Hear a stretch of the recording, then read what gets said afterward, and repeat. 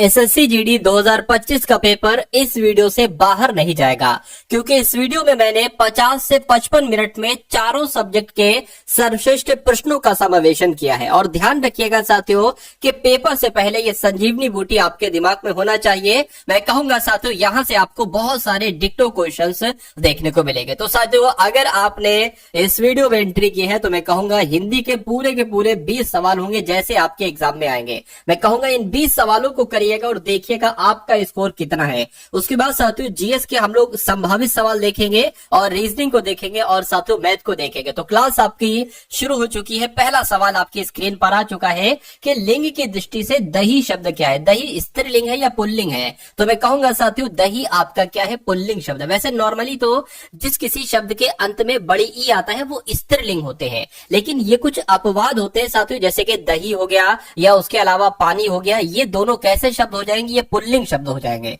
उसके बाद देखिए अगला सवाल है आपकी स्क्रीन पर, क्या कहा जा रहा है, कह रहे कि शीला मेरी बहन है, वह बच्चों के साथ खेल रहा है। तो इसमें आपको कुछ दिक्कत लग रही होगी। दिक्कत कहां पर है साथियों बताइए? दिक्कत वह खेल रहा है ये नहीं होना चाहिए। शीला मेरी बहन है यानी कि शीला मेरी बहन है, वह बच्चों के साथ खेल रहा है। अब देखिए बच्चों को साथ खेलना ये भी गलत है, बच्चों से साथ खेलना ये भी गलत है, बच्चों के साथ खेल रहे हैं ये भी गलत है। एक है ना शीला, बहुत सारे थोड़ी ना है। तो बच्चों के साथ खेल रही है ये होना चाहिए, यानी कि पूरा वाक्य आपका क्या होना चाहिए, शीला मेरी बहन है, वह बच्चों के साथ खेल रही है। ये आपका आंसर होगा ऑप्शन नंबर डी। अगला देखिए आकाश में चांदी चमक रही है, या आकाश में बादल चमक रहे हैं, या तारे चमक रहे हैं, या साथियों सोना चमक रहा है। तो यहाँ पर अगर बात करें साथियों तारे चमक रहे हैं यानी कि आकाश में तारा चमक रहा है ये होना चाहिए। उसके बाद देखिए साथियों योग्य शब्द यहाँ पर आपको दिया गया है, कह रहे कि योग्य शब्द का विलोम क्या होगा। तो योग्य का विलोम क्या हो जाएगा साथियों? अयोग्य हो जाएगा। आंसर अगर आपने चुना है ऑप्शन नंबर सी तो बिल्कुल करेक्ट है। यश का आप लोग विलोम बता दीजिए। तो यश की अगर साथियों बात करते हैं यश का विलोम क्या हो जाएगा आप लोग की अगर बात करें तो जिनका भी आंसर अपयश है मैं कहूंगा आपका आंसर बिल्कुल करेक्ट हो जाएगा। अगला देखिए कह रहे कि सही वर्तनी वाले शब्द का चयन करिए, यानी कि आपको ये बताना है कि आखिर मौखिक कैसे लिखा जाता है। क्या मौखिक की अगर बात करें तो साथियों मुझे ऐसा लग रहा है जैसे ऑप्शन नंबर ए वाले में लिखा हुआ ना ऐसे लिखा जाता है, क्योंकि ये मौखिक लिखा हुआ है गलत है, ये मौखिक लिखा हुआ है गलत है, ये साथियों मौखिक लिखा हुआ है ये भी गलत है। मैं कहूंगा जिनका आंसर ऑप्शन नंबर ए के साथ है तो बिल्कुल करेक्ट है भाई, बहुत बढ़िया, वेरी गुड क्लास। अगला सवाल देखिए कह रहे कि अर्जुन शब्द का पर्यायवाची आपको बताना है। शमशीर नहीं, गोविंद नहीं, धनंजय कहते हैं, यानी कि अर्जुन का पर्यायवाची अगर आपसे पूछे एग्जाम में तो धनंजय आपको साथियों बताए गए वाक्यांश के लिए एक शब्द चुने, यानी कि जो जन्म से अंधा हो उसको साथियों अगर एक शब्द में आप कहेंगे तो क्या कहेंगे, उसको साथियों जन्मांध कहेंगे। यानी कि आंसर अगर आपका ऑप्शन नंबर ए के साथ जा रहा है तो बिल्कुल सही जा रहा है। उसके बाद देखिए अगला सवाल है कह रहे कि कुबेर का पर्यायवाची इसमें से आप लोग बता दीजिए। तो कुबेर को यक्षराज कहते हैं, गिरिराज कहते हैं, महाराज कहते हैं या यमराज कहते हैं? मैं कहूंगा कुबेर का पर्यायवाची इसमें से यक्षराज हो जाएगा। राइट आंसर आपका ऑप्शन नंबर ए के साथ जाएगा। अगला देखिए यहाँ पर अगर बात करें रिक्त स्थान को भरने के लिए सबसे उपयुक्त शब्द का चयन कीजिए। बूढ़ा आदमी अपने जवानी क्या लिखा हुआ है, ठीक है, बूढ़ा आदमी अपने बुढ़ापे से, मतलब ऐसा हो सकता हो यहाँ पर से लिखा हो, ठीक है, या हो सकता हो परेशान हो, ऐसा भी हो सकता है, ठीक है, मैं अपनी तरफ से कह रहा हूँ। बूढ़ा आदमी अपने जवानी से परेशान है, ठीक है, जवानी से परेशान है, जवानी से परेशान क्यों होगा? बूढ़ा आदमी अपने बुढ़ापे से परेशान है या बचपन से परेशान है या प्रशंसा से परेशान है? तो मैं कहूंगा यहाँ पर सबसे सटीक जवाब जो होगा वो ऑप्शन नंबर बी वाला होगा। उसके बाद देखिए अगला सवाल है कह रहे कि साथियों अंग अंग ढीला होना, इस मुहावरे का मतलब क्या हो सकता है? तो इसका मतलब क्या होता है, निराश होना नहीं, हार जाना नहीं, दुखी होना नहीं, साथियों अत्यधिक थक जाना, यानी कि जब कोई थक जाता है ना तो क्या कहा जाता है, भाई मेरा तो अंग अंग ढीला हो गया है। तो कुल मिला के आप लोग ध्यान रखेंगे। उसके बाद देखिए साथियों आप लोग चेक करिएगा कि आपके कितने सवाल यहाँ पर बिल्कुल सही जा रहे हैं, ठीक है ना। चलिए यहाँ पर अगर बात करें करके कन्या की सुपात्रता की सा दहेज के स्वरूप से तय करना जाने लगा है। तो यहाँ पर आपको दिक्कत लग रही होगी। यहाँ पर अगर बात करें स्वरूप से तय किया, स्वरूप से तय करने जाने लगे, ये भी नहीं सही लग रहा है। स्वरूप से तय करने जाने लगे हैं ये भी नहीं। स्वरूप से तय किया जाने लगा है, ये सही लग रहा है कुछ, और स्वरूप से तय हुआ जाने लगा, ये भी नहीं सही है। तो मैं कहूंगा कि यहाँ पर कौन सा वाक्य शुद्ध है, ऑप्शन नंबर सी वाला वाक्य शुद्ध है। अगला सवाल देखिए, जो मोक्ष चाहता हो, जो मोक्ष चाहता हो साथियों, उसके लिए एक शब्द क्या होगा बता दीजिए। तो उसको क्या कहा जाएगा, मुमुक्षालु कहा जाएगा, अमोक्षीय कहा जाएगा, मोक्षप्रिय कहा जाएगा, उसको मुमुक्षु कहा जाएगा। ये बात आप लोग ध्यान रखिए, इसकी वर्तनी भी पूछी जाती है आपसे। चलिए उसके बाद देखिए अगला सवाल है कि हम जानते हैं कि परिश्रम का फल सदा ही मीठा होता है। तो यहाँ पर आपको बताना है साथियों क्या, कि हम जानते हैं, दिए गए वाक्य का वह भाग याद कीजिए जिसमें कोई त्रुटि है। तो हम जानते हैं कि परिश्रम का फल सदा ही मीठा होता है, मीठा होती है लिखा हुआ है। अच्छा, परिश्रम का फल तो सही लिखा है, सदा ही भी सही लिखा हुआ है, मीठा होती है ये गलत है। क्या होना चाहिए, हम जानते हैं कि परिश्रम का फल सदा ही मीठा होता है, यानी कि होता है होना चाहिए, लेकिन यहाँ पर होती है लिखा हुआ है। तो कुल मिला के कौन सा आंसर आपका सही है, ऑप्शन नंबर सी वाला सही है, और यही आपका बिल्कुल सही जवाब है। अगला देखिए, रिक्त स्थान को भरने के लिए सबसे उपयुक्त शब्द का साथियों आपसे कहा जा रहा है कि चयन करके यहाँ पर आप लोग यहाँ पर बता दीजिए। चलिए, तो मेरी बस, अब यहाँ पर खाली जगह है, गई थी, अब यहाँ पर क्या आ जाएगा साथियों, गई थी, यानी कि मेरी बस सो गई थी, या मेरी बस उड़ गई थी, या मर गई थी, या साथियों छूट गई थी। तो यहाँ पर क्या होना चाहिए, मेरी बस छूट गई थी, ये होना चाहिए, और ये आपका बिल्कुल सही जवाब हो जाएगा। अगला सवाल देखिए, कहने की गणतंत्र दिवस की परेड में सैनिक कदम ताले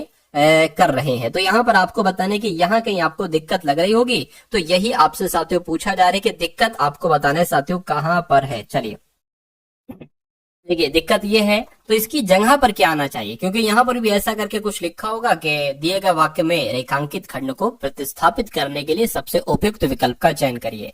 तो सैनिक कदम तालो कर रहे थे, ये होना चाहिए, नहीं। सैनिक कदमों तालो कर रहे थे, ये भी गलत है। सैनिक कदमों ताल कर रहे थे, ये भी नहीं सही लग रहा है। सैनिक कदम ताल कर रहे थे, कदम ताल होना चाहिए, ना के साथियों कदम ताले होना चाहिए। तो कुल मिला के इस सवाल का जवाब अगर आपका है ऑप्शन नंबर डी के साथ, तो बिल्कुल करेक्ट है। अगला सवाल देखिए, कह रहे कि वसंत पंचमी के दिन देवी से पूजा जाती है, या देवी से प्रार्थना की जाती है, या साथियों आवाहन या प्रसन्नता, यानी कि यहाँ पर आपको बताना है साथियों क्या आंसर आपका हो जाएगा, फटाफट आप लोग बता दीजिए। चलिए, वसंत पंचमी के दिन देवी से प्रार्थना की जाती है, यहाँ पर की भी आना चाहिए, प्रार्थना की जाती है, प्रार्थना यहाँ पर आपका बिल्कुल सही जवाब हो जाएगा। उसके बाद देखिए अगला सवाल है, आपकी स्क्रीन पर साथियों देखिए और बताइए राइट आंसर आपका क्या होगा। कह रहे कि निम्नलिखित में से उस विकल्प का चयन करिए जो अंधे के हाथ बटेर लगना मुहावरे का अर्थ है। तो अंधे के हाथ बटेर लगना मुहावरे का अर्थ क्या होता है, बिना प्रयास के कीमती वस्तु मिल जाना, सफल होना, प्रयास से कीमती वस्तु मिलना, या अयोग्य होना। तो मैं कहूंगा अंधे के हाथ बटेर लगना, यानी कि बिना प्रयास के कीमती वस्तु मिल जाना। आंसर आपका जाएगा ऑप्शन नंबर बी के साथ, बी के साथ नहीं बल्कि ए के साथ था शायद, हाँ ए के साथ था। साथियों यहाँ पर अगर बात करें, अगर आपने अभी तक इस वीडियो को लाइक नहीं किया तो वीडियो को कम से कम आप लोग लाइक कर दिया करिए। जितने लोग भी यहाँ पर साथियों हैं सभी लोग वीडियो को लाइक कर दिया करिए, क्योंकि आपका एक लाइक मुझे बहुत मोटिवेट करता है। देखा जाता है साथियों, वहां पर मैं देखता हूँ कि अच्छा भाई इतने लोगों ने देखा है वीडियो को, इतने लोगों ने प्यार दिया, और इतने लोगों में उनमें से साथियों लाइक का बटन दबाए। तो आप लोग लाइक का बटन दबा दिया करिए हर एक वीडियो में और इसमें भी साथियों, ठीक है, ताकि मैं आपके लिए और मेहनत कर सकूं और आपका एक सिलेक्शन पक्का हो जाए। क्योंकि मैं चाहता हूं साथियों हर एक घर से एक सिलेक्शन एसएससी जीडी में साथियों होना चाहिए। उन घर की बात कर रहा हूं जिन घरों में बच्चे तैयारी कर रहे हैं और जिनमें सबसे ज्यादा नौकरी की जरूरत है। क्योंकि आज साथियों बेरोजगारी का इतना लेवल बढ़ चुका है कि एक नौकरी पाना साथियों एसएससी जीडी में, क्योंकि वैकेंसी इसमें बम्पर एक तरीके से 39-40 हजार वैकेंसी है, तो इसमें से एक सीट पाना आपके लिए इतना आसान कर दूंगा, इतना आसान कर दूंगा, बस आपको मेहनत करते जाना है। जो डेली आपकी एसएससी जीडी की क्लास है डेली आपको साथियों देखना है, ठीक है ना। अरे है क्या, कुछ नहीं भाई, हिंदी है और रीजनिंग आपको अच्छे से करना, मैथ, इन 3 सब्जेक्ट पर आपने कमांड बना लिया तो मैं दावे के साथ कह सकता हूं कि सिलेक्शन आपका कोई छीन नहीं सकता, कोई नहीं छीन सकता। फिर अगर ऊपर वाला ही चाहे कि इस बच्चे का सिलेक्शन ना हो तो जो है वो नहीं होगा, लेकिन अगर आप मेहनत करोगे तो ऊपर वाला ऐसा क्यों चाहेगा। ठीक है, जीएस पढ़ो, जीएस भी पढ़ो, मैं नहीं कहूंगा ऐसा कि जीएस ना पढ़ो, लेकिन जीएस में साथियों तकरीबन 12 से 13 स्कोर अगर आप कर देते हो तो बहुत अच्छी बात है, 12 से 13 प्रश्न। चलिए खैर, अब अगला सवाल देखते हैं। सही वर्तनी वाले शब्द का चयन करिए। तो यहाँ पर अगर बात करें शोकाकुल कैसे लिखा है, ये तो शौकाकुल लिखा हुआ है, ये शौकुल लिखा हुआ है। शोकाकुल साथियों ऑप्शन नंबर सी में जैसे लिखा हुआ है ऐसे लिखा जाता है। और जिन्होंने भी सी का चयन किया था मैं कहूंगा बिल्कुल सही चयन किया था। उसके बाद देखिए साथियों, दिए गए वाक्य का वह भाग याद कीजिए जिसमें कोई त्रुटि है। यानी कि आजकल तापमान में तेजी से परिवर्तन हो रही है। अब दिक्कत आपको दिख गई होगी साथियों कि आजकल तापमान में तेजी से परिवर्तन हो रहा है। क्या आना चाहिए साथियों? हो रहा है आना चाहिए, हो रही है नहीं आना चाहिए। उसके बाद देखिए साथियों, दिए गए वाक्य का वह भाग याद करें जिसमें कोई त्रुटि है। तो यहां पर अगर बात करते हैं साथियों, मोहन ने रुपयों का प्रबंध अयन की पत्नी की गहने बेच कर किए। तो अयन की पत्नी की गहने क्या होना चाहिए? के गहने बेच कर किए, ये होना चाहिए। तो मैं कहूंगा दिक्कत कहां पर है? दिक्कत साथियों ऑप्शन नंबर सी वाले में है। तो सी अगर आपका जवाब है तो मैं कहूंगा आपका जवाब बिल्कुल करेक्ट हो जाएगा। अब यहां पर अगर साथियों हम लोग बात कर लेते हैं 21 नंबर से सवाल की जीएस के। आपने साथियों पूरे के पूरे हिंदी के 20 क्वेश्चन देखे और बताइएगा कितना स्कोर आपका रहा। अब जीएस के साथियों 20 टॉप लेवल के मैं आपको क्वेश्चंस कराने वाला हूं, इसमें भी आप देखिएगा स्कोर आपका कितना रहा। और उसके बाद मैथ देखेंगे और साथियों रीजनिंग देखेंगे। चलिए भाई, तो 326 ईसा पूर्व में सिकंदर और राजा पोरस के बीच युद्ध किस नदी के किनारे पर लड़ा गया था? तो साथियों झेलम नदी के किनारे पर लड़ा गया था। ये बात आप लोग यहाँ पर ध्यान रखेंगे, जिनका आंसर ऑप्शन नंबर डी के साथ है बिल्कुल करेक्ट है। अगला सवाल देखिए, यानी कि भगवान महावीर की शिक्षाओं के संकलन को क्या कहा जाता है? तो साथियों क्या कहा जाता है? आगम सूत्र कहा जाता है। अगर आपसे पूछे कि महावीर स्वामी की शिक्षाओं के संकलन को क्या कहा जाता है तो आगम सूत्र कहा जाता है। अगले नंबर का सवाल है, कह प्राचीन काल में बौद्ध काल के दौरान कपिल वस्तु के शासक कौन थे? तो साथियों कौन थे कपिल वस्तु के शासक? कौन थे? तो शाक्य थे। क्या प्राचीन काल में बौद्ध काल के दौरान कपिल वस्तु का शासक कौन था? तो साथियों शाक्य थे। उसके बाद देखिए 5वीं शताब्दी ईसा पूर्व में, 5वीं शताब्दी की अगर बात करें, 5वीं शताब्दी साथियों ईसा पूर्व में, हाँ 5वीं शताब्दी ईसा पूर्व में, ये 5 क्यों लिखा है? मैं ये कहां पर कंफ्यूजन हो रहा है, कोई दिक्कत नहीं। 5वीं शताब्दी ईसा पूर्व में लिखा गया पाली कैनन किस धर्म का मूल ग्रंथ है? तो ये साथियों किस धर्म का एक ग्रंथ है? मैं कहूंगा ये तो बौद्ध धर्म का एक ग्रंथ है। किसका साथियों? ये बौद्ध धर्म का एक ग्रंथ है, ये भी आपको मालूम होना चाहिए। नालंदा किस धर्म का प्राचीन शिक्षण संस्थान था? तो साथियों नालंदा में एक तरीके से कहीं ना कहीं बौद्ध धर्म था, तो मैं कह सकता हूं कि नालंदा बौद्ध धर्म का प्राचीन शिक्षण संस्थान सा आंसर आपका जाएगा सी के साथ। अगला सवाल है, करके संपत्ति के अधिकार को, ठीक है, क्या संपत्ति के अधिकार को भारतीय संविधान के किस संशोधन के द्वारा मौलिक अधिकारों की सूची से हटा दिया गया था? ये सवाल सैकड़ों बार आपसे पूछा जा चुका है और इस बार भी आपसे पूछा जाएगा। तो 44वां संविधान संशोधन की जब हम बात करते हैं तो इसके जरिए से संपत्ति के अधिकार को साथियों मौलिक अधिकारों की सूची से हटा दिया गया था, ये आपको ध्यान रखना। उसके बाद देखिए अगले नंबर का सवाल है आपकी स्क्रीन पर, देखिए और बताइए राइट आंसर क्या होगा। क्या कहा जा रहा है? कह रहे निम्नलिखित में से किस राष्ट्र के संविधान से प्रेरित होकर भारत ने अपने संविधान में नीति निदेशक सिद्धांतों की विशेषता जोड़ी? यानी कि ये कहां से लिए गए हैं जो नीति निदेशक सिद्धांत है? मैं कहूंगा ये जर्मनी से लिए, जर्मनी से नहीं भाई साहब, ये आयरलैंड के देश के संविधान से लिए गए। कहां से लिए गए हैं साथियों? आयरलैंड देश के संविधान से लिए गए हैं नीति निर्देशक सिद्धांत। नेक्स्ट नंबर का सवाल है, क्या कहा जा रहा है कि भारत के राष्ट्रपति को पद से हटाने के लिए संसद के द्वारा कौन सा प्रस्ताव पारित किया जाता है? बताइए। तो अगर भारत के राष्ट्रपति को हटाना हो तो संसद में महाअभियोग प्रस्ताव को साथियों इस प्रस्ताव को पारित किया जाता है। ये आप लोग ध्यान रखेंगे, काफी इंपॉर्टेंट क्वेश्चन है और आपके एग्जाम में पूछा जाएगा। उसके बाद देखिए लोकसभा में, क्या लोकसभा में अविश्वास प्रस्ताव पारित होने पर इसे इस्तीफा देना पड़ता है? तो साथियों किसको इस्तीफा देना पड़ता है? मंत्रिपरिषद को इस्तीफा देना पड़ता है। बिल्कुल साथियों, लोकसभा में जब अविश्वास प्रस्ताव पारित हो जाता है तो मंत्रिपरिषद को इस्तीफा देना पड़ता है, ये आपको याद रखना है। उसके बाद देखिए कि कौन सा भारतीय पर्वत विशालकाय पिरामिड जैसा दिखाई देता है और इसका एक समतल शिखर क्षेत्र तथा 2 चोटियां होती है? तो मैं कहूंगा किसकी बात चल रही है साथियों? आप लोग ध्यान रखेंगे, नंदा देवी की नहीं, साल्तोरो कांगड़ी की साथियों नहीं, या ममोस्तोंग कांगड़ी की साथियों नहीं, मैं कहूंगा कामेट पर्वत यहाँ पर होना चाहिए। हो सकता हो साथियों क्या टाइपिस्ट जो है वो टाइप करना भूल गया हो, कोई दिक्कत नहीं, मैं आपको बता दे रहा हूं कि कौन सा पर्वत, कौन सा भारतीय पर्वत? तो कामेट पर्वत ये विशालकाय पिरामिड जैसा दिखाई देता है और इसका एक समतल शिखर क्षेत्र और इसकी 2 चोटियां, किसकी, कामेट पर्वत की, ये आपको मालूम होना चाहिए। अगला देखिए, माउंट एवरेस्ट पर चढ़ने वाली प्रथम छिन्न अंग वाली भारतीय महिला का नाम क्या है? तो इनका नाम साथियों क्या है, अरुणिमा सिन्हा इनका नाम है। क्या नाम है इनका? नाम अरुणिमा सिन्हा है। आंसर आपका जाएगा ऑप्शन नंबर ए के साथ। साथियों मैं आपको यहाँ पर बता देना चाहता हूँ कि हमारी एप्लीकेशन भी है। जब आप प्ले स्टोर पर जाओगे या डिस्क्रिप्शन में ही साथियों एप्लीकेशन का लिंक आपको साथियों वहां पर मिल जाएगा। उस लिंक पर आप क्लिक करोगे तो उस एप्लीकेशन को डाउनलोड कर लेना। वहां पर आपके एसएससी जीडी के लिए बहुत अच्छा कंटेंट आपको वहां पर मिल जाएगा। ठीक है ना। चलिए भाई अगला सवाल इसका हाँ ये हो चुका है। ये देख लीजिए, माउंट जोपुनो निम्नलिखित में से किस राज्य में स्थित है? तो माउंट जोपुनो की अगर बात करते हैं तो ये सिक्किम में स्थित है। कहां पर साथियों? ये सिक्किम में स्थित है। आंसर आपका ऑप्शन नंबर बी हो जाता है। उसके बाद देखिए कह रहे कि लिपू लेक दर्रा, क्या लिपू लेक दर्रा भारत के किस राज्य में स्थित है बताइए? तो जो लिपू लेक दर्रा है ना साथियों, ये तो उत्तराखंड में स्थित है। कहां पर? उत्तराखंड में स्थित है। ये आप लोग ध्यान रखेंगे साथियों। पूरे 40 नंबर तक हम लोग सामान्य ज्ञान के क्वेश्चंस देखेंगे, उसके बाद रीजनिंग आपके, और एक तरीके से मैथ उसके बाद होगी। कह रहे कि मार्शल आर्ट डिम्बे ये किस महाद्वीप से संबंधित है? तो जो एक तरीके से बात करते हैं साथियों, ये अफ्रीका से संबंधित है। ये भी आप लोग ध्यान रखेंगे। उसके बाद देखिए, किस भौतिक मात्रा का सीमेंस में मापन किया जाता है बताइए?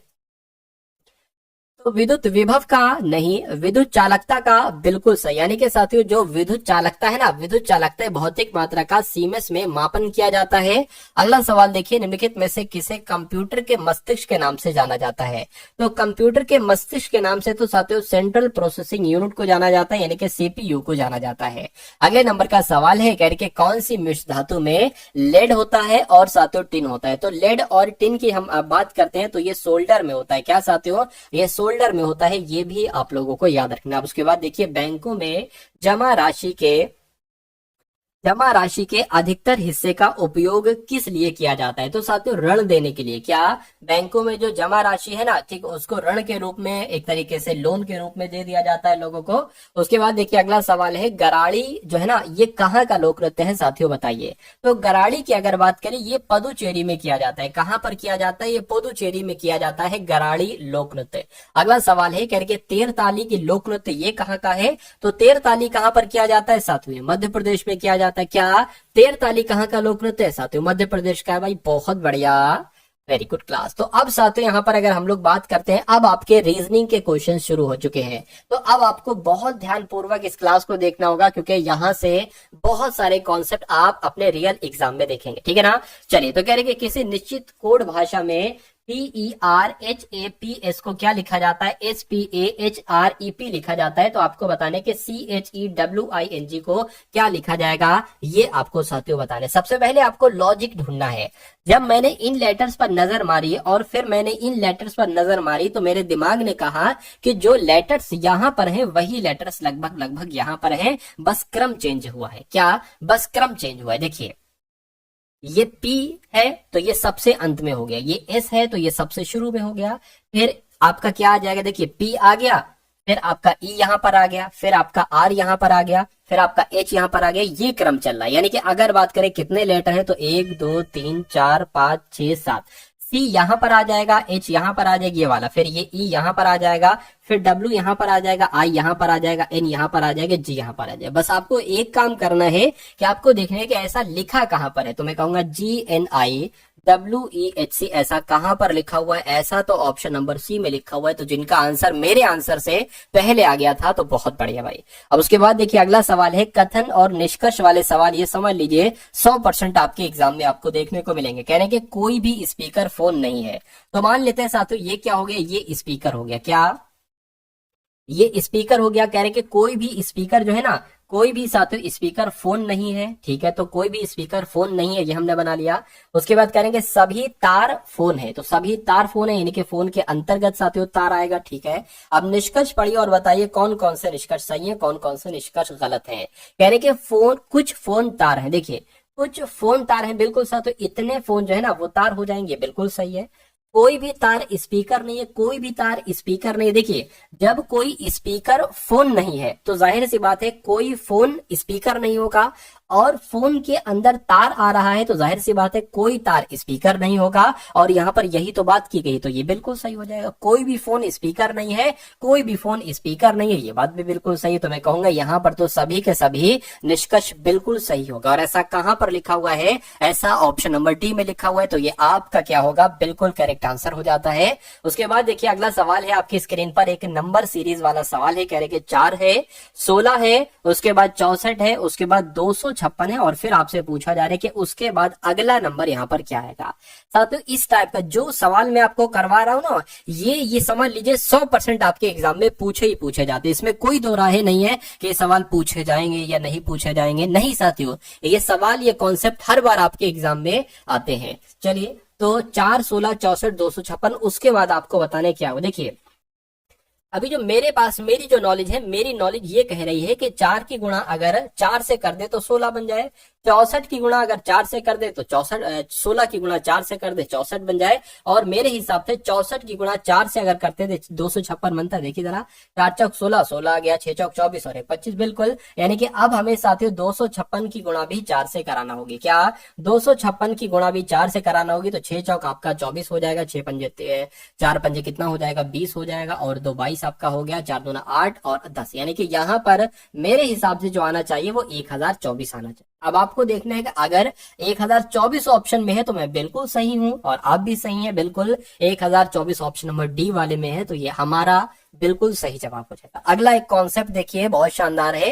कहेंगे 4 अक्षर समूह दिए गए हैं, जिनमें से 3 किसी तरह से समान है यानी कि संगत है, और एक असंगत है यानी कि एक अलग है। एक जो होगा, मतलब कहने का मतलब है 3 ऐसे ऑप्शन होंगे जिसमें सेम लॉजिक लगा होगा, और एक अलग लॉजिक वाला ऑप्शन होगा। उसी ऑप्शन को आपको छाट कर बताना है। देखिए आप कैसे चयन करेंगे? आप इनको ऐसे नहीं समझ पाएंगे, आप इनकी प्लेस वैल्यू लिख लीजिए। जैसे टी जो होता है ना, ये 20 पर होता है, वाई आपका 25 पर होता है, डी 4 पर होता है। उसी प्रकार आर जो होता है 18 पर होता है, वी 22 पर होता है, बी 2 पर होता है, एन की बात करें 14 पर होता है, एस 19 पर होता है, और एक्स आपका 24 पर होता है, और उसी प्रकार जी 7 पर होता है, एल 12 पर होता है, क्यू 17 पर होता है। यहाँ पर देखिए 5 बढ़ाया गया है, और यहां पर अगर बात करें, देखिए यहां पर कितना बढ़ाया गया है? 4 बढ़ाया गया है।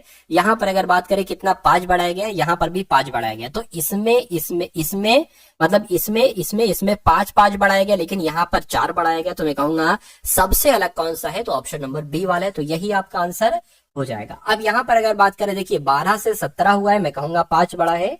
19 से 24 हुआ है, 5 बड़ा है। अब 22 से ये 2 कैसे हो गया? देखिए ये 22 आता है वी पर, ठीक है ना, 22 आता है वी पर। उसके बाद क्या आ जाएगा? 23, 24, उसके बाद 25, उसके बाद 26, 26 पर जेड आ जाएगा, उसके बाद ए आ जाएगा, उसके बाद साथ यहाँ पर बी आ जाएगा। तो ऐसे करके ए कितना बड़ा है?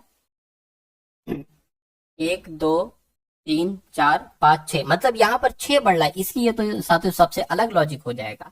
ठीक है, और यहाँ पर भी कितना बड़ा है? 5 बड़ा है। 25 के बाद 26, 26 के बाद 1 यानी कि ए।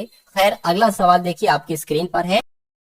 6 अलग अलग पंक्तियों में एक के बाद एक के क्रम में बैठे हुए हैं। ठीक है, 6 लोग हैं, एक पंक्ति है। करेंगे पंकज अल्पेश से ठीक आगे वाली पंक्ति में बैठा है। देखिए अब यहाँ पर अगर बात करें, ये सवाल की अगर बात करें 6 लोग की यहाँ पर बात की गई, तो 6 लोग की जगह हम बना लेते हैं 1, 2, 3, 4, 5 और 1 साथियों 6। ठीक है, तो क्या कहा जा रहा है? कह रहे कि पंकज अल्पेश से ठीक आगे वाली पंक्ति में बैठा है। तो पंकज से ठीक है, पंकज जो है ना अल्पेश से, मान लीजिए अल्पेश की अगर बात करें तो अल्पेश हम यहाँ पर बनाते हैं, आप कहीं पर भी अल्पेश बना लो, कोई दिक्कत नहीं।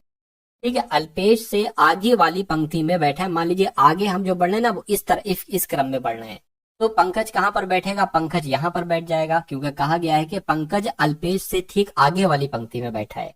उसके बाद कहने के दिनेश अंतिम पंक्ति में बैठा है। ठीक है, दिनेश अंतिम पंक्ति में बैठा है। कहने के अल्पेश वाली पंक्ति से पहले 4 पंक्तियां हैं, यानी कि अल्पेश से आगे 4 पंक्तियां हैं। कहने का मतलब है 4 लोग बैठे हैं, तो 1, 2, 3, यहाँ पर तो 3 बैठ रहे हैं। तो एक काम ये करो, इधर एक आप बढ़ा लो और इधर एक आप कट कर दो, कुछ नहीं, ये कट कर दिया। तो 6 लोग हैं, तो 1, 2, 3, 4, 5, 6 लोग हो गए। और कहा गया था कि अल्पेश से आगे वाली पंक्ति में पंकज बैठा है। ठीक है, कह रहे कि अल्पेश के आगे 4 पंक्तियां हैं, तो 1, 2, 3, 4 सब क्लियर है। ठीक है, अब यहाँ पर कहा गया है अल्पेश वाले तो हो चुका है। कह रहे श्री कुमार नीरज के ठीक बाद वाली पंक्ति में बैठा है। तो श्री कुमार की अगर बात करें साथियों, अब श्री कुमार कहां पर बैठा ले? श्री कुमार कहने का मतलब साथियों ये है कि श्री कुमार जो है ना, क्या कहा, श्री कुमार नीरज के ठीक बाद वाली पंक्ति में बैठा है। तो साथियों नीरज कहीं यहां पर होगा और उसके बाद श्री कुमार होंगे, क्योंकि यहां पर कहा गया है कि पहले अगर कहा जाएगा तो इधर बढ़ेगा और बाद कहा जाएगा तो साथियों इस तरफ, जैसे पंकज के बाद अल्पेश है, ऐसे करके फॉर एग्जाम्पल मैंने आपको बता दिया। तो अगर साथियों क्या नीरज को मान लीजिए हम यहाँ पर बैठा दें तो जाहिर सी बात है श्री कुमार यहाँ पर बैठेंगे, यानी कि मनिंदर पहली पंक्ति में नहीं बैठा है। तो पहली पंक्ति में नहीं बैठा है मनिंदर, यानी कि मनिंदर यहाँ पर नहीं बैठेगा, मनिंदर साथियों यहाँ पर आ जाएगा, मनिंदर यहाँ पर। और एक बात यहाँ पर कही गई थी कि दिनेश अंतिम पंक्ति में बैठा है, तो दिनेश साथियों यहाँ पर बैठ जाएगा।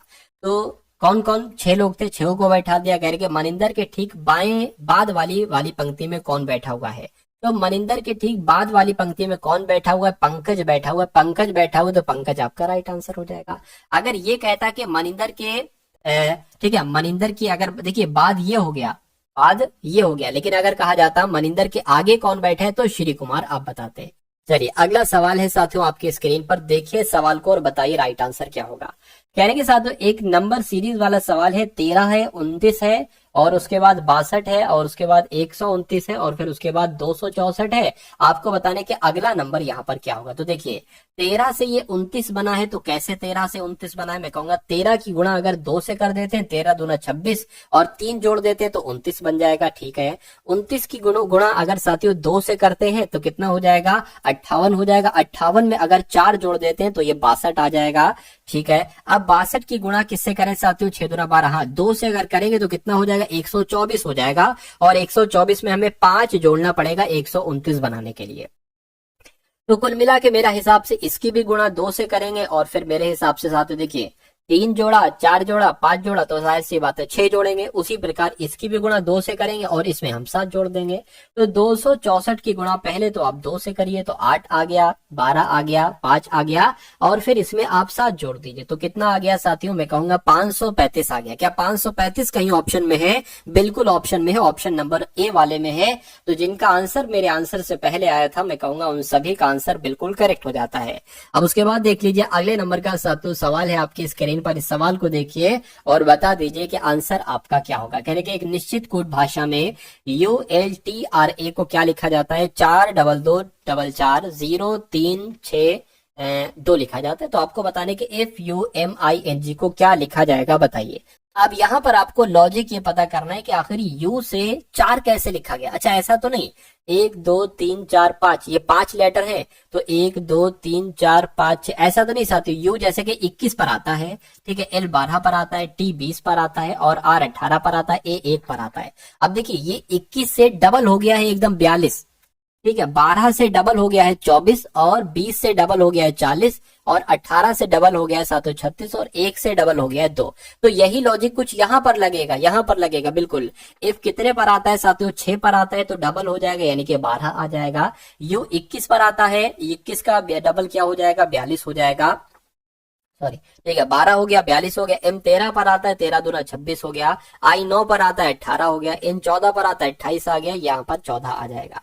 तो कुल मिला के ऐसा कहां पर लिखा हुआ है, 12 42 26 18 28 14 ऐसा सातों ऑप्शन नंबर डी में लिखा हुआ है। ऑप्शन नंबर डी में लिखा हुआ है तो ये आपका बिल्कुल सही जवाब है। अगला सवाल देखिए आपकी स्क्रीन पर है, बताइए राइट आंसर क्या होगा। यहाँ पर कहा गया है साथियों आपसे कि जैसे यहाँ पर 9 से 50 बनाया गया है, 9 से 50 बनाया गया है, ठीक है, उसी प्रकार यहाँ पर जो बनाया गया वो 11 से बनाया गया है, 82 बनाया गया है, ठीक है। तो आपको ये बताना है कि 14 से साथियों यहाँ पर क्या नंबर बनाया जा सकता है, बताइए। अब देखिए यहाँ पर आप सोचोगे 9 से 50 कैसे बनाया गया है, 11 से 82 कैसे बनाया गया है। अगर हम बात करें साथियों 9 से हम, ठीक है, वैसे तो नॉर्मली अगर बात करें 9 पंजे 45 5 जोड़ देंगे, 11 पंजे 55 5 नहीं जोड़ रहा है, ठीक है। अब दूसरी अगर ट्रिक की बात करें, इसमें से अगर मान लीजिए हम 2 घटा दें, 9 में से अगर हम 2 घटाते हैं तो 7 आता है, 7 का स्क्वायर होता है 49, हम इसमें 1 जोड़ देते हैं तो साथियों ये हमें 50 मिल जाएगा। उसी प्रकार से इसमें अगर हम 2 घटाते हैं, क्योंकि हमें लग रहा है ना 2 घटाने पर ये 9 का स्क्वायर हो जाएगा, 9 के स्क्वायर के आसपास का। उसी प्रकार यहाँ पर भी 9 में से 2 घटाने पर ये 7 के स्क्वायर के आसपास हो जाएगा। तो 2 घटाया 9 आया, 9 का स्क्वायर किया 81 आया, 81 में 1 जोड़ दिया तो 87 आ गया। उसी प्रकार यहाँ पर करेंगे, 2 घटाएंगे तो 12 आ जाएगा, 12 का स्क्वायर 144 होता है, प्लस 1 कर देंगे तो साथियों कितना आ जाएगा, 145 आ जाएगा। क्या 145 ऑप्शन में है? बिल्कुल ऑप्शन नंबर ए वाले में है, तो ये आपका बिल्कुल सही जवाब है। अगला सवाल देखिए आपकी स्क्रीन पर है, अंग्रेजी शब्दकोश के वर्णानुक्रम को दर्शाया गया है। इस टाइप का एक सवाल आपसे जरूर पूछा जा चुका है। देखिए जो आपके पेपर हो चुके हैं ना साथियों, अभी जितने 5 सालों में 4 सालों में जितनी बार भी साथियों पेपर हुए हैं, और ठीक है मैं कहता हूं साथियों तकरीबन तकरीबन मैंने सभी शिफ्ट का तो नहीं कह सकता, लेकिन लगभग आधी शिफ्ट का सभी का एनालिसिस कर लिया। जैसे कि मान लीजिए पिछले 5 सालों में जितनी शिफ्ट हुई है तो आधी शिफ्ट का तकरीबन तकरीबन मैंने एनालिसिस कर लिया है। ठीक है, हिंदी का कर लिया है, ठीक है, मैंने रीजनिंग का कर लिया है, मैंने मैथ का कर लिया है, थोड़ा बहुत मैंने जीएस का भी किया है। ठीक है, तो साथियों उसी के आधार पर ये आपका पूरा एक्सपेक्टेड मॉडल पेपर बनाया जाता है, क्योंकि साथियों थोड़ा प्रीवियस ईयर क्वेश्चन पेपर से भी रिलेट करता है आपका आने वाला पेपर, कैसे उसमें सवाल आएंगे, किस टाइप का साथियों लेवल होगा, ये बहुत एक तरीके से रिलेट करता है प्रीवियस ईयर क्वेश्चन पेपर से। ठीक है ना, चलिए तो अब यहाँ पर साथियों हम लोग देख लेते हैं इस सवाल को, क्योंकि मैंने देखा है हर एक शिफ्ट में इस टाइप का सवाल है। 90% साथियों देखा गया है कि इस टाइप का सवाल हर एक शिफ्ट में है। चलिए खैर अगला सवाल देखिए, अंग्रेजी शब्दकोश के वर्ण, मतलब इसको अंग्रेजी शब्दकोश के अनुसार आपको यहाँ पर साथियों लिखना है। चलिए लिख देते हैं, क्या दिक्कत है। देखिए HI लिखा हुआ है, HO लिखा हुआ, तो मैं कहूंगा पहले क्या आएगा, पहले ये आएगा, ये नहीं आएगा। HI लिखा हुआ, HI लिखा हुआ, HI लिखा हुआ, HIT पहले आएगा या HIR पहले आएगा, तो HIR पहले आएगा। HIP पहले आएगा या HIR पहले आएगा, मैं कहूंगा ये वाला पहले आएगा, 4 पहले आ जाएगा। उसके बाद साथियों क्या आ जाएगा, उसके बाद 3 आ जाएगा, उसके बाद फिर ये 1 आ जाएगा, उसके बाद 2 आ जाएगा। तो 43 12 कहां पर लिखा हुआ है, 43 12 21 लिखा हुआ है, नहीं यहाँ भी नहीं है, यहाँ पर हो जाएगा, यानी कि ये 2 को हटा दीजिए, पता नहीं कैसे टाइप हो गया। तो 43 12 आपका ऑप्शन नंबर बी में लिखा हुआ है, तो ये आपका बिल्कुल सही जवाब है। ये देखिए साथियों यहाँ पर अगर बात करें, वर्गों के उस समुच्चय का चयन कीजिए जिनके बीच के संबंध को निम्न वेन आरेख द्वारा सर्वोत्तम रूप से दर्शाया गया है। यानी कि महिलाएं, ड्राइवर, आर्किटेक्ट, ऐसा बनेगा। देखिए इसमें एक ऐसा ऑप्शन होगा जो बिल्कुल अलग होगा, यानी कि इस वाले ग्रुप का इससे कोई संबंध नहीं, इस वाले ग्रुप का इससे कोई संबंध नहीं, और इस वाले ग्रुप का इससे कोई संबंध नहीं होगा। अब देखिए ड्राइवर तो महिलाएं भी हो सकती हैं, ठीक है ना, तो ये नहीं हो सकता। डॉक्टर, करदाता, नर्स। अब अगर बात करते हैं साथियों, हो सकता है साथियों कुछ डॉक्टर जो है ना वो करदाता हो, तो ये भी नहीं होगा। प्रिंटर, टीवी, वॉशिंग मशीन, ये बिल्कुल अलग हो जाएगा, क्योंकि वॉशिंग मशीन टीवी नहीं हो सकती और टीवी प्रिंटर नहीं हो सकते। तो इसका जब आप वेन आरेख बनाओगे तो कुछ इस टाइप से बनेगा जैसे यहाँ पर बना हुआ है। तो जिनका आंसर सी था, मैं कहूंगा बिल्कुल करेक्ट था। अब उसके बाद देखिए अगला सवाल है आपकी स्क्रीन पर, इस सवाल को देखिए और बताइए सही जवाब आपका क्या होगा। और बहुत अच्छे से इस सवाल को देखना है आपको। क्या कहा जा रहा है साथियों, कहा जा रहा है साथियों आपसे कि मालती विवेक की पत्नी के ससुर की बेटी है। बहुत अच्छे से देखिएगा क्या कहा जा रहा है, मालती की यहाँ पर साथियों बात की जा रही है। तो मान लीजिए मालती यहाँ पर मैंने बना दी, यानी कि मालती जो है ना ये विवेक की पत्नी, अच्छा विवेक की पत्नी के ससुर की बेटी है। मान लीजिए विवेक आपका ये हो जाएगा, ठीक है ना। विवेक की पत्नी कौन होगी, विवेक की पत्नी ये हो गई। विवेक की पत्नी के ससुर कौन होंगे, जाहिर सी बात है साथियों विवेक के पिताजी होंगे। तो विवेक के पिता की बेटी है ये मालती, कहने का मतलब ये है ये पिताजी हैं, पिताजी का बेटा है विवेक और इनकी बेटी है मालती, यानी कि ये दोनों आपस में भाई बहन हो गए। और ये कौन होंगे, ये विवेक की पत्नी हो गई। इस एक लाइन का ये मतलब हो जाएगा, ठीक है ना। उसके बाद कहा गया कि अर्पित नीतू का पोता है जो दयाल की पत्नी है। अच्छा जो दयाल की पत्नी है, ठीक है, अर्पित नीतू का पोता है। अर्पित अभी इसको छोड़ दो क्योंकि अभी हमें कहीं पर रिलेशन नहीं मिल पा रहा है। कह रहे कि विवेक दयाल का इकलौता बेटा, अच्छा ये यानी कि दयाल ये हो गए, यानी कि विवेक के पिताजी हमें मिल गए, कौन है, दयाल है। अब यहाँ से हो सकता है अर्पित नीतू का पोता है, अर्पित जो है ना वो नीतू का पोता है जो दयाल की पत्नी है। अच्छा दयाल की पत्नी भी है, दयाल की पत्नी कौन है, नीतू है। दयाल की पत्नी हम यहाँ पर बना लेते हैं, दयाल की पत्नी कौन हो गई, दयाल की पत्नी नीतू हो गई। फिर से पढ़े क्या कहा गया, अर्पित नीतू का पोता, यानी कि नीतू का एक तरीके से साथियों क्या है, पोता है। तो मैं कहूंगा साथियों इन दोनों का बेटा कौन होगा, अर्पित होगा। इन दोनों का बेटा कौन होगा, अर्पित होगा। यही तो कहा गया है कि अर्पित नीतू का पोता है, नीतू का पोता हो गया जो दयाल की पत्नी है, जो दयाल की पत्नी नीतू, ठीक है कोई दिक्कत नहीं है। उसके बाद कहने विवेक दयाल का इकलौता बेटा, यानी कि जो विवेक है ना ये दयाल का इकलौता बेटा है।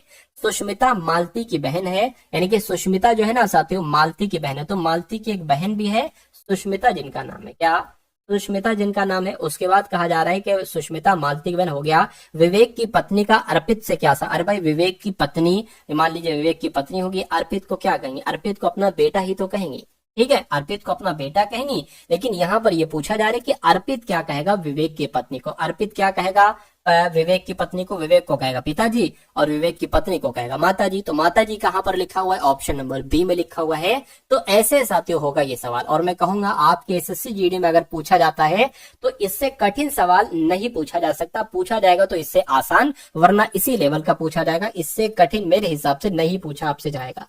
और अगर पूछा भी जाता है तो मैं आपको उस तरीके से और भी क्वेश्चंस करा दूंगा जिससे आप हर टाइप के सवाल को इस टाइप के कर पाओ। चलिए अब उसके बाद देखिए अगला सवाल है, कह रहे कि जिस तरह से अटलांटिक का संबंध महासागर से है उसी तरह पनामा का संबंध किससे होगा, बताइए।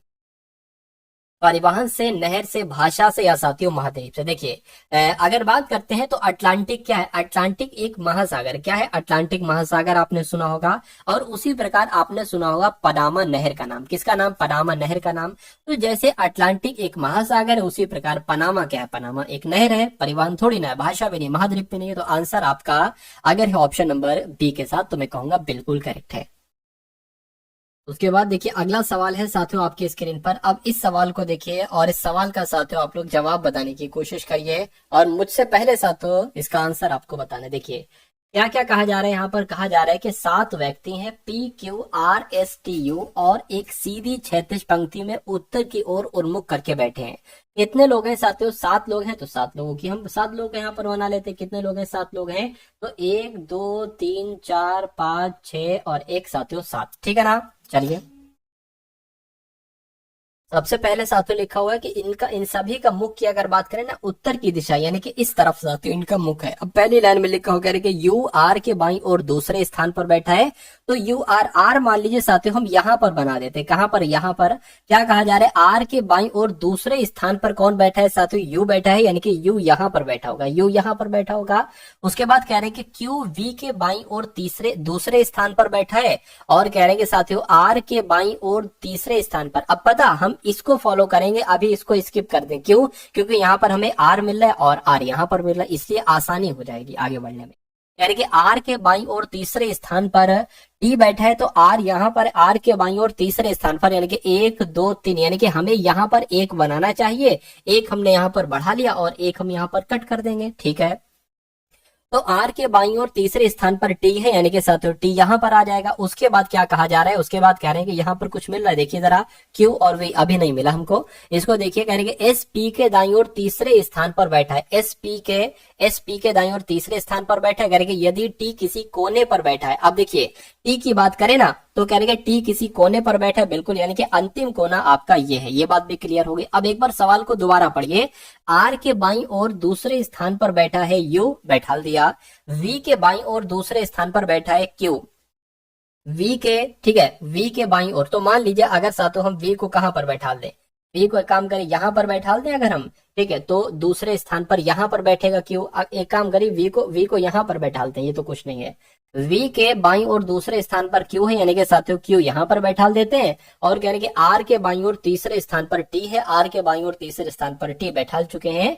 पी के दाईं और तीसरे स्थान पर एस है, तो पी के दाईं और तीसरे स्थान पर क्या, पी के दाईं ओर तीसरे स्थान पर ऐसा, यानी कि अगर हम पी को यहां पर बैठालते हैं तो 1 2 3 यहां पर साथियों हमें एस को बैठाना होगा। तो 7 लोग थे, 7 को बैठाल दिया है, TUPRQSV सबको बैठाल दिया। पूछा क्या जा रहा है कि तो दूसरे कोने पर कौन बैठा है ये आपको यहाँ पर बताना है। तो दूसरे कोने पर देखिए पहला कोना ये हो गया, दूसरा कोना आपका ये हो गया, यानी कि वी आपका जो होगा वो बिल्कुल सही जवाब हो जाएगा, ठीक है ना। और वी कौन से ऑप्शन में, वी ऑप्शन नंबर डी वाले में है, ठीक है। अब टी नहीं है वरना कंफ्यूजन कुछ बच्चों को हो जाता, ठीक है। चलिए खैर कोई दिक्कत नहीं, आंसर जिनका भी डी है बिल्कुल करेक्ट है। उसके बाद देखिए अगला सवाल है आपके स्क्रीन पर, कह रहे दी गई शीट को मोड़कर एक घन बनाया जाता है, इस किस प्रकार का इस प्रकार निर्मित घन में संख्या 3 वाले फलक के विपरीत पर कौन होगा, ये आपको बताना है। देखिए अगर मैं आपको सबका बता देता हूं, सबसे पहले ये जो लिखा है ना, ये 1 लिखा है, ये 3 लिखा हुआ है, ये 5 लिखा हुआ है, ये 2 लिखा हुआ है, ये 5, ये क्या लिखा हुआ है, एक सेकंड देख लेते हैं। हाँ ये फिर ये क्या, अच्छा ये 6 लिखा हुआ, 6 लिखा हुआ, ये 5 लिखा हुआ है, ठीक है।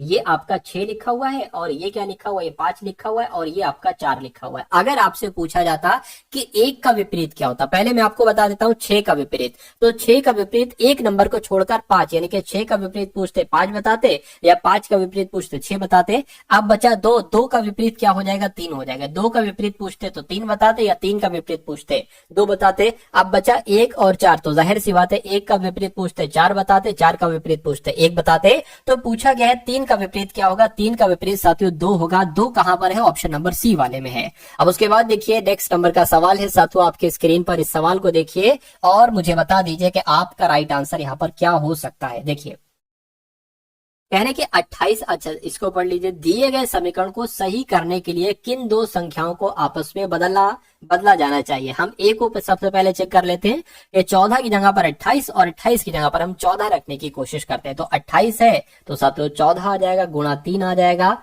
और प्लस 14 है तो यहाँ पर 28 आ जाएगा, माइनस 45 हो गया, भाग साथियों 9 हो गया, बराबर 65 आना चाहिए। अगर बराबर कैलकुलेट करके 65 आ जाता है तो ए आंसर हो जाएगा, वरना हम साथियों दूसरे को चेक करेंगे। 14 तिया कितना हो जाएगा, 42 हो जाएगा, प्लस आपका 28 हो जाएगा। 9 की अगर 45 की भाग 9 से करेंगे तो 9 पंजे 45, यहाँ पर 5 आ गया, ठीक है ना। तो 42 प्लस 28 में से 5 जाएगा, कितना बचेगा साथियों, 23 बचेगा। तो इन दोनों को जोड़ दो, कितना आएगा जोड़ने पर साथियों, ये आपका आ जाएगा 5 और ये आपका आ जाएगा 6, यानी कि 65 बराबर 65 हो चुका है। तो यही आपका सही जवाब हो जाएगा। अगर यहाँ पर 65 नहीं आता, कुछ और आता, तो फिर हम ऑप्शन नंबर बी वाले को चेक करते हैं। चलिए भाई उसके बाद देखिए नेक्स्ट नंबर का सवाल है आपकी स्क्रीन पर, कह रहे हैं कि ए डी आई जैसे बनाया गया है ई एस। तो आपको बताना है कि बी डी जी एच से क्या बनाए जा सकते हैं, यानी कि कौन से 2 लेटर बनाए जा सकते हैं।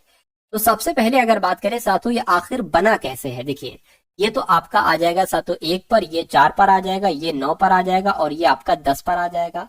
और इसकी अगर बात करें ये 5 पर आ जाएगा, और एस आपका 19 पर आ जाएगा। कैसे बनाए, अच्छा ऐसे तो नहीं साथियों, देखिए ये शुरू के 2 को जोड़ देते हैं, कि 1 प्लस 4 ये 5 हो गया, और 9 प्लस 10 19 हो गया। तो ऐसे जुड़ेगा, ऐसे जुड़ेगा तो साथियों बहुत आसान है, यानी कि 2 4 और साथियों 7 और 8, इन दोनों को जोड़ो जरा, क्या आएगा, तो ये साथियों यहाँ पर 6 आ जाएगा, और यहाँ पर क्या आ जाएगा, 15 आ जाएगा। 6 जो है ना वो एफ हो जाएगा, और 15 ओ हो जाएगा। एफ ओ आंसर है, मैं कहूंगा बिल्कुल ऑप्शन नंबर सी में। तो लॉजिक आप साथियों समझ गए कि इस सवाल को मैंने कैसे किया, ठीक है ना। चलिए उसके बाद देखिए ये तो रिपीट हो गया। उसके बाद देखिए अगला सवाल है आपके स्क्रीन पर, इस सवाल को देखिए और बता दीजिए फटाफट आंसर आपका किस ऑप्शन के साथ जाएगा, बताइए। यानी TARGET को क्या लिखा जाता है, UBSF, क्या UBSH लिखा जाता है, ठीक है। और FU को फ्लो लिखा जाता है, FU को फ्लो लिखा जाता है, और GMPX लिखा जाता है। अच्छा सॉरी सॉरी सॉरी, यहाँ पर क्या इसको ये लिख दिया गया, और फ्लो को क्या लिखा जाएगा, फ्लो को साथियों GMPX लिखा जाएगा। तो आपको बताना है MACROS को साथियों क्या लिखा जाएगा। चलिए भाई देखिए यहाँ पर एच है, एच एच होना चाहिए, एच नहीं यहाँ पर, तो एच मैंने यहाँ पर बना लिया, यानी कि UBSH और FU, ठीक है ना। चलिए तो साथियों हम लॉजिक की पहचान करें तो लॉजिक कैसे क्या हो सकता है। देखिए ये टी होता है 20 पर, ए 1 पर, आर 18 पर, जी 7 पर, ई 5 पर, टी 20 पर होता है। अब यहाँ पर अगर बात करें, ये देखिए ऐसा तो नहीं साथियों, देखिए टी से 1 बढ़ा दिया गया यू आ गया, ए से 1 बढ़ा दिया गया बी आ गया, आर में 1 बढ़ाओगे तो एस आएगा, मतलब एक एक सब में बढ़ाए जा रहे। इसमें भी वही चीज है, एफ में 1 बढ़ा है जी आ गया, एल में 1 बढ़ा है एम आ गया, ओ के बाद पी और डब्ल्यू के बाद एक्स। तो इसको तो बहुत आसान साथियों आपके लिए हो जाएगा। एम के बाद एन आ जाएगा, ए के बाद बी, सी के बाद डी, आर के बाद एस, ओ के बाद साथियों पी और एस के बाद टी। तो मैं कहूंगा ऐसा ऑप्शन कहां पर लिखा हुआ है, NBDSPT। तो मैं कहूंगा ऐसा तो सिर्फ और सिर्फ ऑप्शन नंबर डी में लिखा हुआ है, तो ये आपका बिल्कुल करेक्ट आंसर हो जाता है। उसके बाद देखिए अगला सवाल है, तो अब साथियों यहाँ पर आपके सामने अगर बात करें तो मैथ के क्वेश्चंस आपके शुरू हो चुके हैं, क्योंकि मैथ के आपके 20 सवाल आएंगे। तो टारगेट आपको 20/20 रखना है कि 20 में से 20 सवाल आप करेंगे सही। तो अगर आप टारगेट सिलेक्शन से पढ़ते हैं तो साथियों बिल्कुल पॉसिबल है हिंदी, रीजनिंग, मैथ में पूरा पूरा स्कोर लाना, ठीक है, यानी कि एक आधा नंबर भी आपका ना कटने पाए। चलिए, तो मैथ के इस बेहतर कॉन्सेप्ट को देखते हैं जो आपके एग्जाम में पूछा जा सकता है। कह रहे कि एक ईंट की माप, एक ईंट है, एक ईंट की माप 28 सेंटीमीटर, 18 सेंटीमीटर, 6 सेंटीमीटर है। ठीक है, मतलब लंबाई चौड़ाई ऊंचाई की बात की गई है। कहने के तो 21 मीटर लंबी, 12 मीटर ऊंची और 36 सेंटीमीटर मोटी दीवार बनाने के लिए कितनी ईंटों की आवश्यकता होगी। चलिए, ठीक है ना, ये बात साथियों आपसे कही गई है, कोई दिक्कत नहीं है। तो अब यहां पर देखिए, आप बहुत ध्यान से देखिएगा इस सवाल को। देखिए, कितनी ईंटें बनाई जा सके, तो ये 21 मीटर है। ठीक है, 21 मीटर है ना, तो इसको सेंटीमीटर में करो, मैं आपको बता देता हूं। 1 सेंटीमीटर की अगर बात करें, 1 मीटर बराबर कितने सेंटीमीटर होता है, अगर बात करते हैं साथियों, 1 मीटर बराबर कितने होता है साथियों, 100 सेंटीमीटर होता है। ठीक है, तो यहाँ पर क्या लिखा हुआ है, यहाँ पर लिखा हुआ है 21 मीटर। तो 21 मीटर को अगर हम सेंटीमीटर में बदलें तो 100 सेंटीमीटर, 100 से गुणा कर दे, ये अब सेंटीमीटर में हो गया। ठीक है ना, उसके बाद गुणा लगा दी। अब 12 मीटर है तो 12 गुणा 100 से कराएंगे, 1200 सेंटीमीटर हो जाएगा। और ये तो 36 सेंटीमीटर तो ऑलरेडी है, तो 36 सेंटीमीटर ऐसे लिख दिया। अब यहाँ पर इसकी भाग करा देंगे 28 सेंटीमीटर, 18 सेंटीमीटर और 6 सेंटीमीटर से, यानी कि 28 गुणा 18 गुणा 6। यानी कि अगर ऐसा सवाल आता है तो साथियों ऐसे ही आपको इस सवाल को सॉल्व करना होगा। अब इसको साथियों क्या कर लीजिए, आप कैलकुलेट कर लीजिए, कोई दिक्कत नहीं है। देखिए, इसको हटा के 6 कम 6, 6 छंग आपका 36 हो गया। इसको हटा के 6 तिया 18 हो गया। इसको हटा के साथियों कितना हो गया, 3 चौक आपका 12 हो गया। ये डबल जीरो लग गया, ये भी हट गया। ठीक है, अब इसकी अगर बात करें साथियों, देखिए एक काम करिए, 2100 यहाँ पर लिख लीजिए, गुणा 400 लिख लीजिए और बटे 28 लिख लीजिए। देखिए, 7 तिया 21, 7 चौक 28, इससे कट करेंगे 100 आ जाएंगे, यानी कि 2 जीरो यहाँ पर लग जाएंगे, तो कहेंगे 3000 आपका आंसर हो जाएगा। तो आप लोग ध्यान रखेंगे साथियों, 30,000 यहाँ पर आपका बिल्कुल सही जवाब हो जाएगा। एक व्यक्ति ने एक कार 3,80,000 रुपए में बेची है और उसे 5% की हानि हुई। यानी कि जब एक व्यक्ति ने 3,80,000 रुपए की कोई कार बेची है तो उसको 5% की हानि हुई है। इसका कहने का मतलब यह है कि उसने अपनी कार 100% में नहीं बल्कि 95% में बेची है। तो 95% में बेची है तो उसने साथियों 3,80,000 रुपए की बेची। कह रहे कि 15% का लाभ प्राप्त करने के लिए कार को कितने रुपए में बेचा जाना चाहिए। देखिए, आप 15% का लाभ प्राप्त करना, यानी कि उस कार को 115% में बेचा जाना चाहिए। यानी कि 95% की वैल्यू है 3,80,000, तो 115% की वैल्यू साथियों निकाल लीजिए।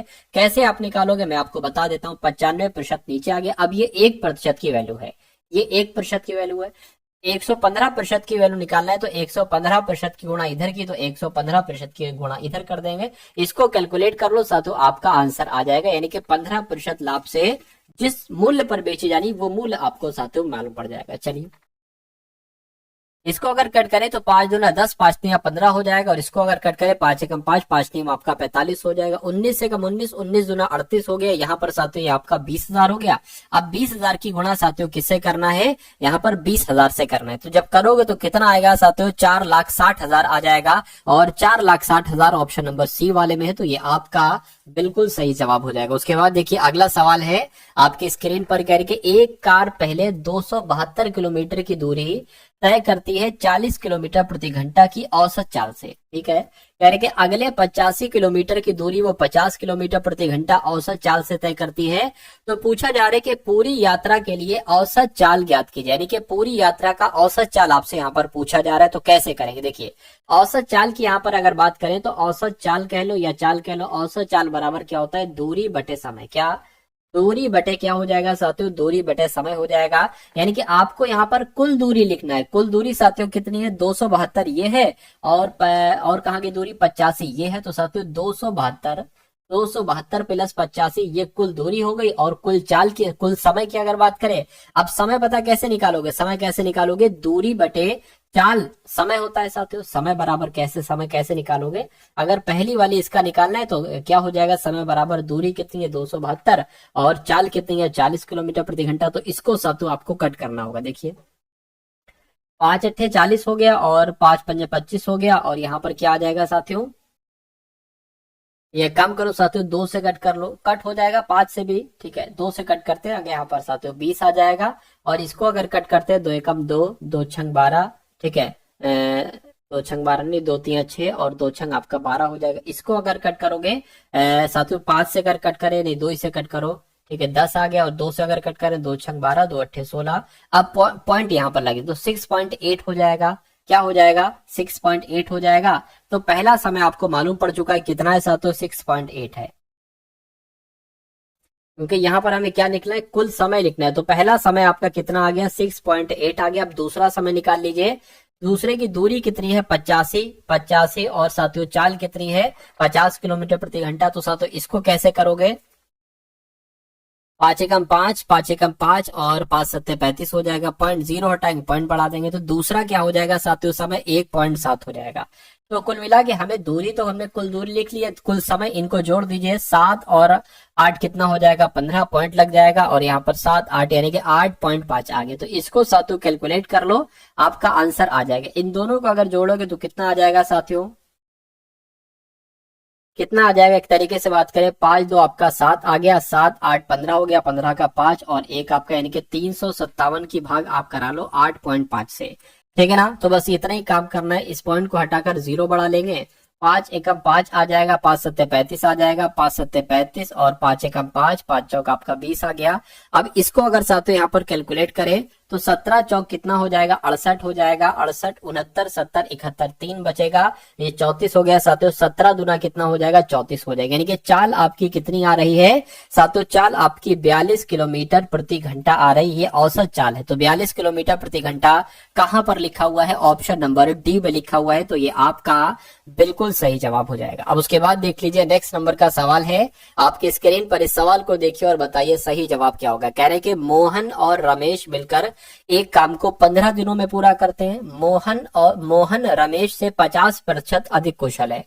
अब यहीं पर साथियों देख लीजिए, मोहन और रमेश की यहाँ पर बात की गई है। यानी कि मोहन जो है ना, ये रमेश से 50% अधिक कुशल है। यानी कि अगर ये 100% कुशल है तो ये उससे 50% एक्स्ट्रा कुशल है, यानी कि 150% एक्स्ट्रा कुशल है। तो क्षमता की बात करें, ये क्षमता एक तरीके से निकल कर आई है।